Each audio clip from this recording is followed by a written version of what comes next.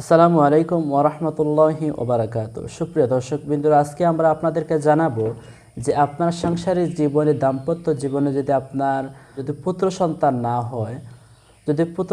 না হয়, তাহলে আপনি কিভাবে কোন আমল করলে, কি করলে আপনি পুত্র সন্তান পেতে পারেন।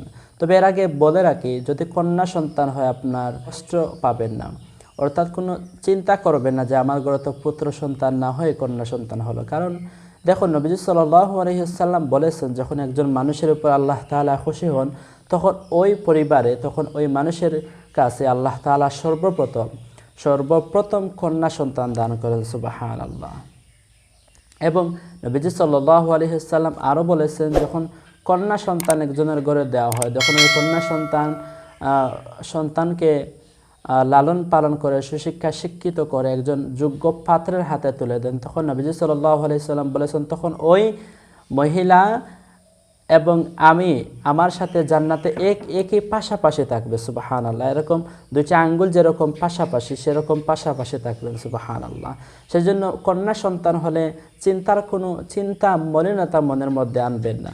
যাই হোক, অনেকের একটি শখ আছে যে আমার একটি পুত্র সন্তান হবে, সেটা ঠিক আছে, কিন্তু আল্লাহ তাআলার ইচ্ছার উপর আপনি নাশুকর হতে পারবেন না। শুকরিয়া আদা করবেন। আল্লাহ কন্যা সন্তান দিয়েছে, আলহামদুলিল্লাহ।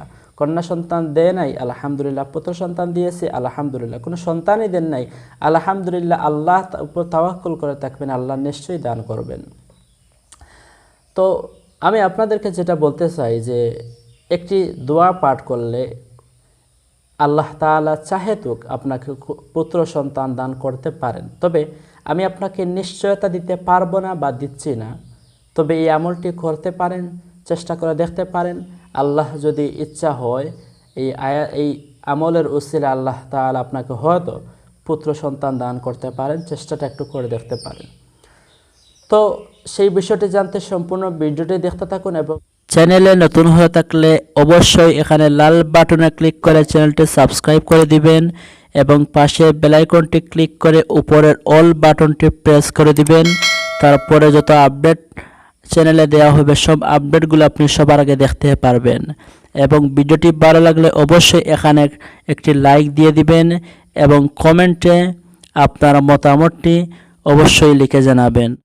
সুপ্রিয় দর্শকবৃন্দরা, প্রথমত হচ্ছে, যদি পুত্র সন্তান না হয়, তাহলে গর্ভের 2.5 মাসের মধ্যে গর্ভবতী যখন খুব বেশি ঘুমন্ত অবস্থা থাকবে, নিদ্রা অবস্থা চলে যাবে, খুব বেশি ঘুমন্ত অবস্থা, তখন গর্ভবতীর